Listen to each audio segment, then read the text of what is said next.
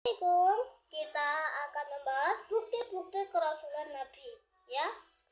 Nah, sebenarnya aku lanjutin ya. Yang judul videonya yang ini.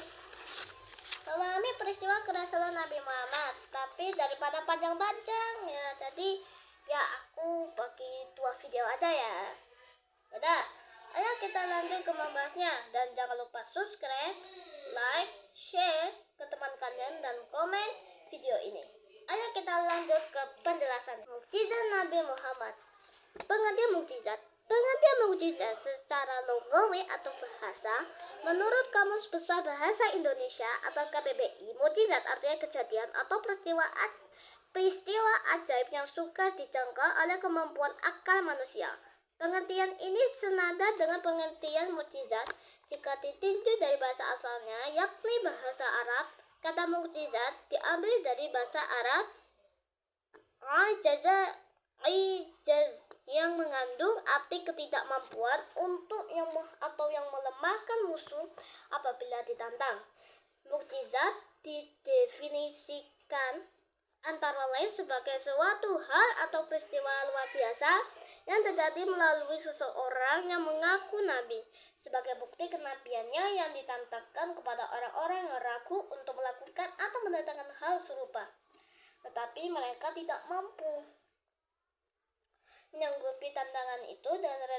Dengan redaksi yang berbeda-beda, mukjizat didefinisikan pula sebagai sesuatu luar biasa yang diperlihatkan Allah melalui para nabi dan rasulnya sebagai bukti atas kebenaran pengakuan kenabian dan kerasulannya. Macam-macam mukjizat Rasulullah yang terjadi pada nabi dan rasul terdahulu, kejadian luar biasa juga terjadi pada Nabi Muhammad. Beberapa peristiwa yang terjadi pada Nabi Muhammad merupakan suatu tanda akan datangnya seorang nabi akhir zaman dan juga bukti kerasulan Nabi Muhammad baik saat menjelang kelahiran, pada malam kelahiran, saat Nabi Muhammad masih kanak-kanak, remaja, dan saat dewasa.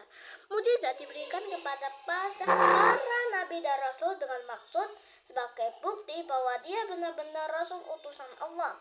Mukjizat juga berguna untuk mengatasi tantangan atau cobaan, rintangan dari kaum yang menentang dan mengancam penyebaran ajaran Allah. Mukjizat Nabi Muhammad antara lain: 1. Memperbanyak makanannya sedikit sehingga dapat dimakan oleh orang yang jumlahnya banyak. 2. Dapat membelah bulan menjadi 2 bagian. 3. Perjalanan Isra Mi'raj.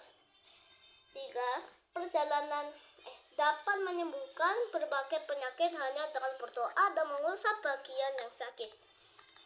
5. Kitab Al-Quran yang merupakan mukjizat paling besar bagi Nabi Muhammad. Al-Quran akan terpelihara keasliannya sepanjang masa. Allah berfirman yang artinya sesungguhnya kami menurunkan Al-Quran dan sesungguhnya kami tetap memeliharanya. Quran Surah Al-Hijr ayat 9.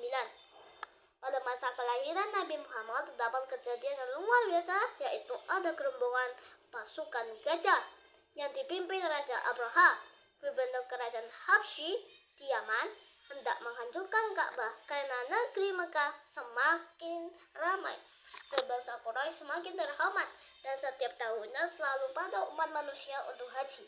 Ini membuat Abraha iri dan Abraha berusaha membelokkan umat manusia agar tidak lagi ke Mekah. Abraha mendirikan gereja besar di Sana'a yang bernama Al-Quds, tapi tak seorang pun mau datang ke gereja Al-Quds itu. Abraha marah besar dan akhirnya mengerahkan tentara bergajah untuk menyerang Ka'bah. Di dekat Makkah, pasukan bergajah merampas harta benda penduduk termasuk 100 ekor unta Abdul Muthalib. Keadaan kota Makkah sepi. Tentara Abraha telah leluasa masuk Makkah dan siap untuk menghancurkan Ka'bah. Allah mengutus burung ababil untuk membawa kerikil sijil dengan paruhnya. Kerikil itu dijatuhkan tepat mengenai kepala masing-masing pasukan bergajah tersebut hingga tembus ke badan sampai mati. Peristiwa ini diabadikan dalam Al-Quran surat Al-Fil pasukan berkaca hancur lebur, mendapat azab dari Allah. Kegagalan pasukan kaca menghancurkan Ka'bah merupakan kabar gembira bagi kaum Quraisy. Kegagalan pasukan Abraha dalam menyerang Ka'bah sangat berarti bagi penduduk Mekah. Kaum Quraisy bagi suatu peristiwa masa depan yang berhubungan dengan tempat ibadah yang telah dibangun oleh Nabi Ibrahim untuk menyembah Allah.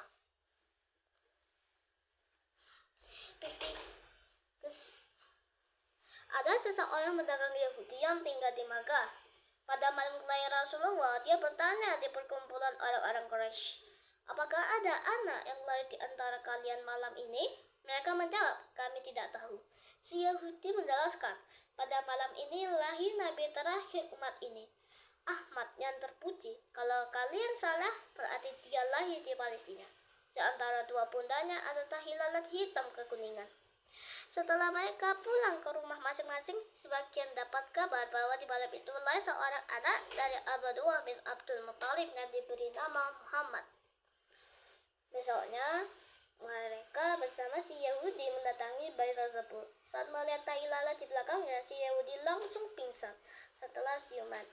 Orang-orang Quraisy bertanya, "Ada apa denganmu?" Jawabnya, "Kenabian telah hilang dari Bani Israel. Alkitab telah lepas dari tangan mereka." Peristiwa di Persia. Di dalam kelahiran Rasulullah, istana Kisra hancur. 14 berandanya runtuh. Api Persia, sesembahan orang-orang Majusi yang tidak pernah padam selama 1000 tahun, menjadi padam. Danau, sawah menyurut. Menurut adat kebiasaan, jika bertambah jiwa, tentulah bertambah pula beban dan biaya hidup. Bagi Abu Thalib, lain halnya dari yang lain, bahkan sebaliknya yang terjadi jika dia makan bersama dengan Nabi Muhammad, maka makanannya sedikit itu menjadi berat, cukup dan kenyang. Tetapi jika makan tak bersama Muhammad, maka makanan itu berkurang-kurang dirasakannya. Oleh karena itu mereka selalu makan bersama Muhammad. Abu Thalib sangat sayang kepada Muhammad, lebih dari menyayangi anaknya sendiri. Abu Thalib juga terkejut ketika tahu bahwa perilaku anak ini beda dengan perilaku anak-anak lainnya. Tak seperti anak-anak sekitarnya, Muhammad tak pernah tamak dengan makanan, tak seperti adat yang berlaku pada masa itu. Muhammad selalu menyisir rapi rambutnya dan wajah serta tubuh Muhammad selalu bersih. Suatu hari Abu Thalib ingin Muhammad berganti pakaian di hadapan Abu Thalib sebelum pergi tidur. Si kecil Muhammad tak menyukai keinginan seperti itu.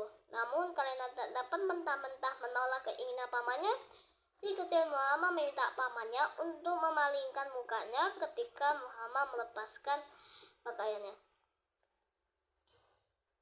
Tentu saja Abu Thalib kaget karena orang dewasa Arab sekalipun pada masa itu tak menolak bila diminta telanjang bulat di hadapan orang lain. Kata Abu Thalib, "Aku tak pernah mendengar dia berbohong.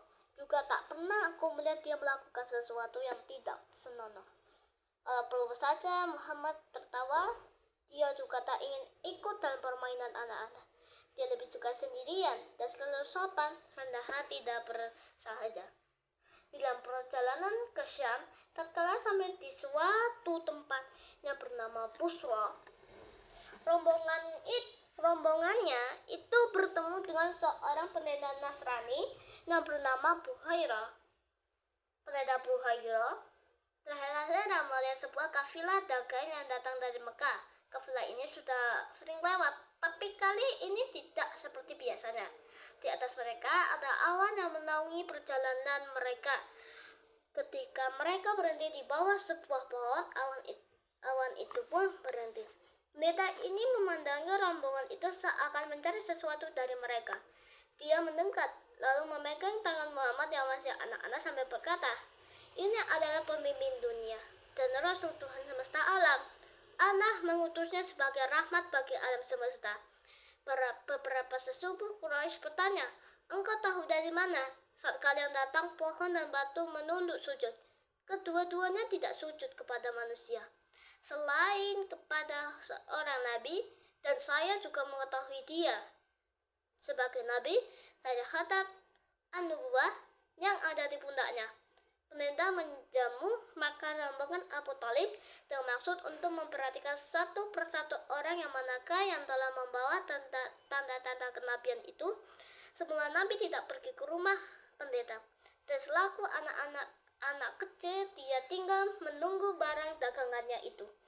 Setelah pendeta tidak menemukan yang dicarinya, maka bertanyalah dia kepada Abu Thalib, "Adakah di antara tuan-tuan yang belum datang kemari? Saya ini akan menjamu semuanya." Saat Abu Thalib, "Ada seorang anak kecil, kemenekan saya sendiri. Dia sedang menunggu barang dagangan." Jawab pendeta itu, "Bawalah dia kemari sekalipun dia masih kanak-kanak." Kemudian Muhammad datanglah ke tempat pendeta itu. Setelah berhadapan muka dengan pendeta, maka pendeta itu memperhatikan gerak-gerik dan sifat-sifat serta tanda yang dicarinya. Semuanya itu terdapat pada diri Muhammad. Maka pendeta pun memuji-muji Muhammad dan memberi nasihat kepada Abu Thalib bahwa anak ini dipelihara baik-baik, karena anak inilah yang akan menjadi pemimpin umat di kemudian hari. Andai kata diketahui oleh orang Yahudi bahwa anak inilah yang menjadi rasul di kemudian hari, tentulah mereka berusaha untuk membunuhnya. Orang Yahudi mempunyai sifat busuk hati, dan mereka menginginkan orang yang menjadi rasul itu hendaknya dari kalangan Bani Israel saja, jangan dari bangsa lain termasuk Arab. Berita tentang diri Nabi Muhammad bahwa ia akan menjadi pemimpin dunia dan Nabi diperkuat dengan tanda-tanda waktu kelahirannya. Tanda-tanda tersebut diperkuat juga oleh penjelasan pendeta Buhairah.